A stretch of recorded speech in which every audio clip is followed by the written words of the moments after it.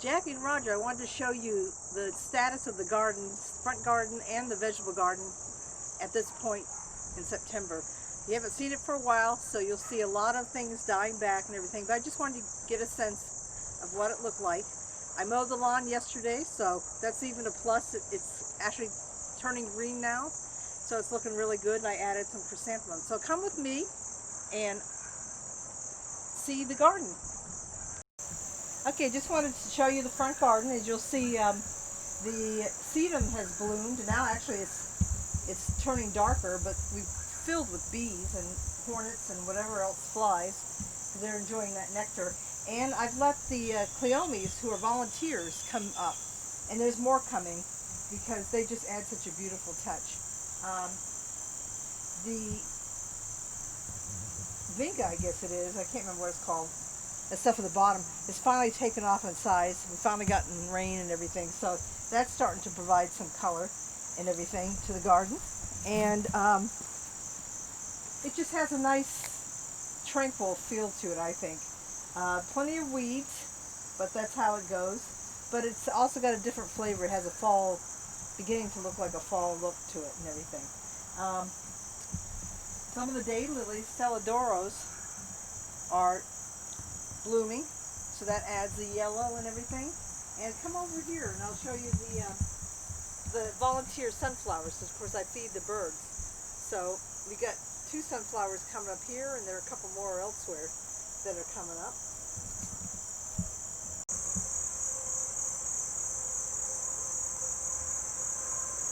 So anyway, here's a little sunflower. That's from the sunflower seed that I feed to the birds. And this bush, if you can identify it, this is something that I thought maybe, I considered a weed because it wasn't planted. But look at that. It has little daisy-like flowers, so I'm going to keep it there. That came in by itself, 2 of them. And I've been clipping it back during the summer and everything, but that's kind of a neat texture and everything.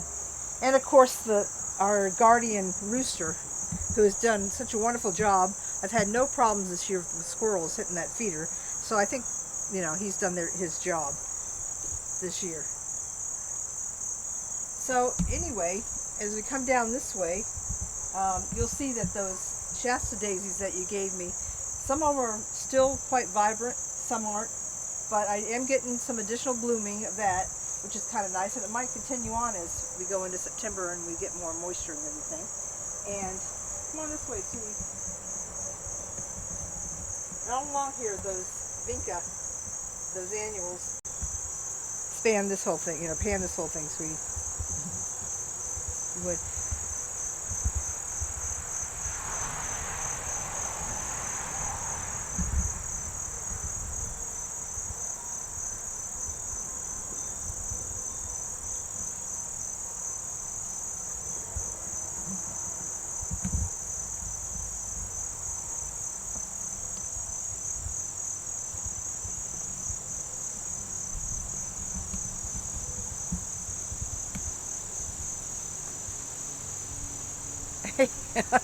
Are you looking at me?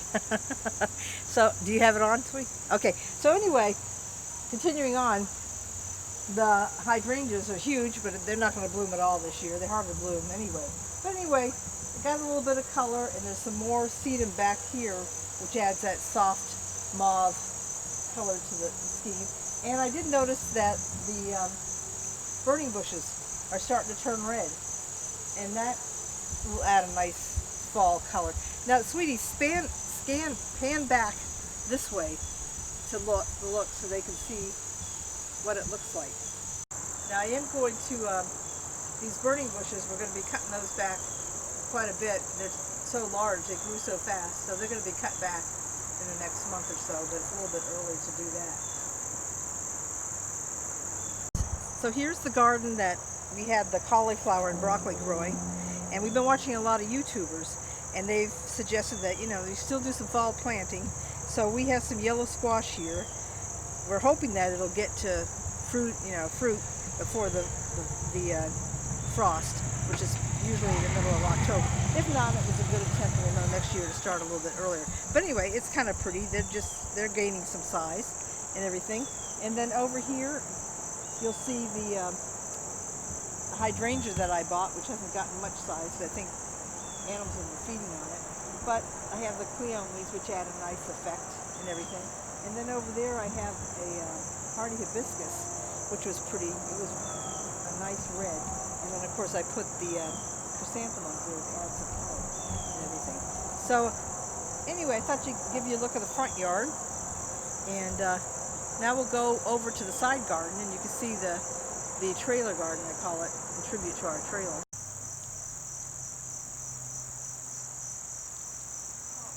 Another spider web we just walked into.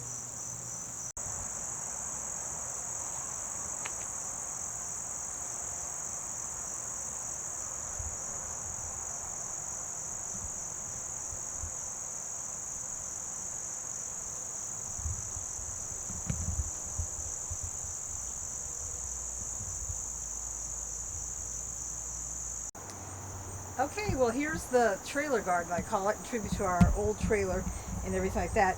And you'll see how it looks now, quite different than when you last saw it in photos. You'll see that the sedum, which is supposed to be dark red, but they're not turning out that way, have come into bloom. The I can't remember what it's called, sneezeweed or whatever it is. Anyway, that's come in again. But I have a rose I transplanted here that is blooming, which is kind of nice. It's taken hold. And I have some Monarda that's actually continues to bloom. That is the like lavender color. Now I do have some goldenrod, I guess it is. Is that goldenrod, sweetie, or is that?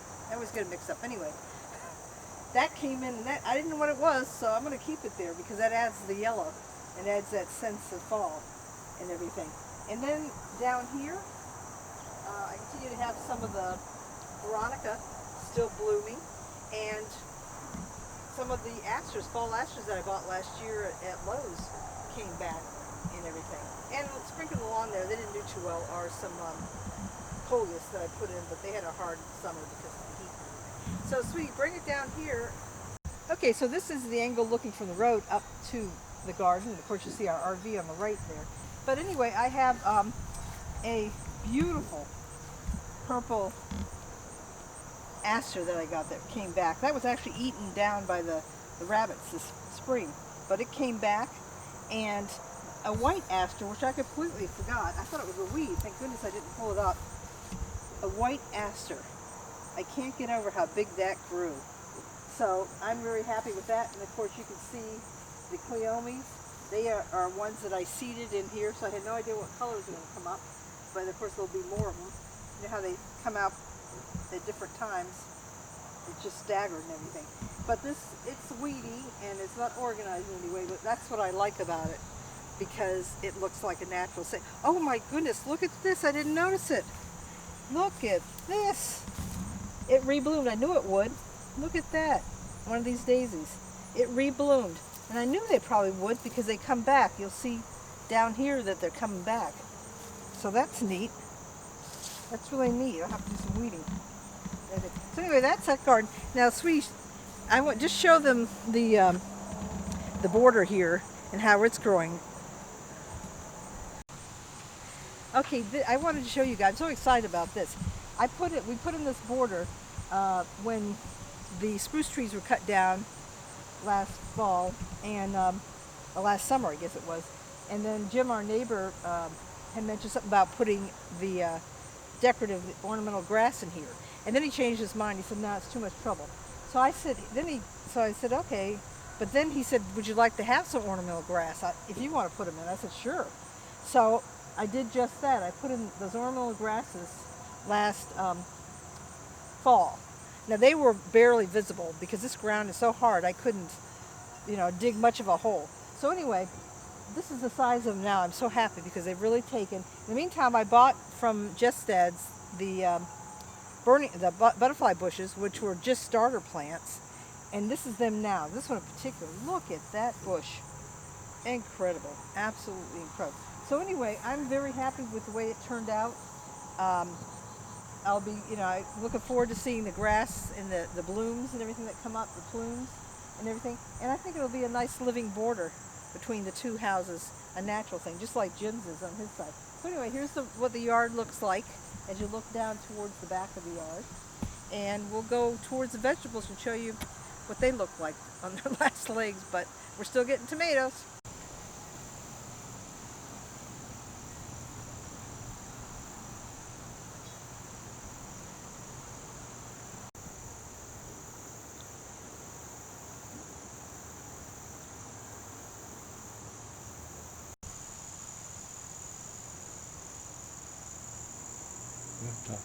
Huh?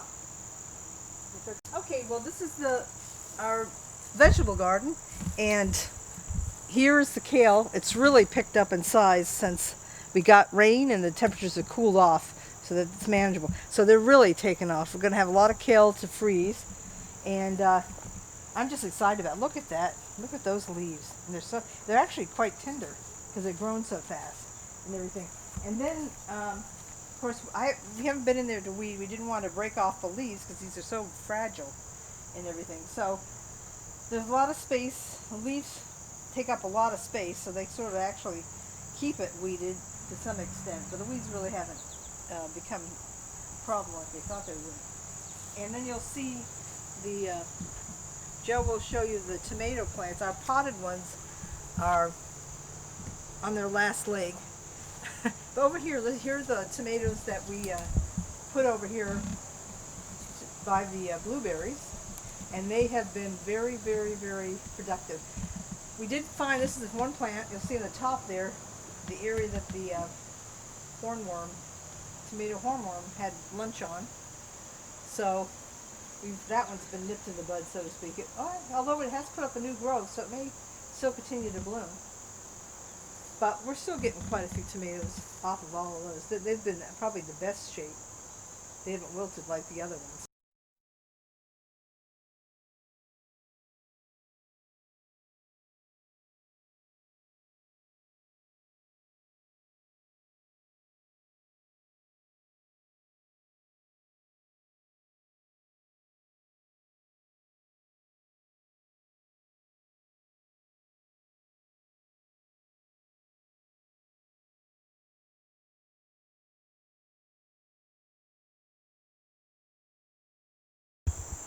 Okay, here's the garden in the back that is basically like a leftover spot and everything. But anyway, you can see, look at these coleus. I've been so pleased with them. I did lose one or two, I think were eaten, but otherwise they have really taken off, and they're just such a beautiful texture.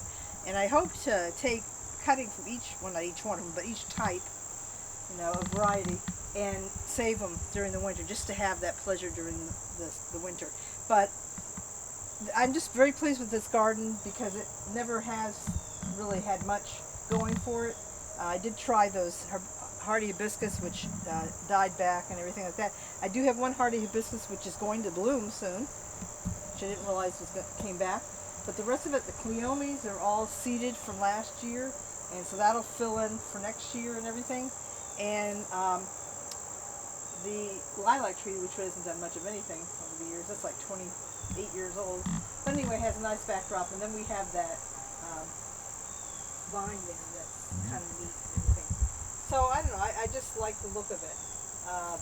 It, you know, just has a natural look to it, I think, and everything. So I'm very pleased with that.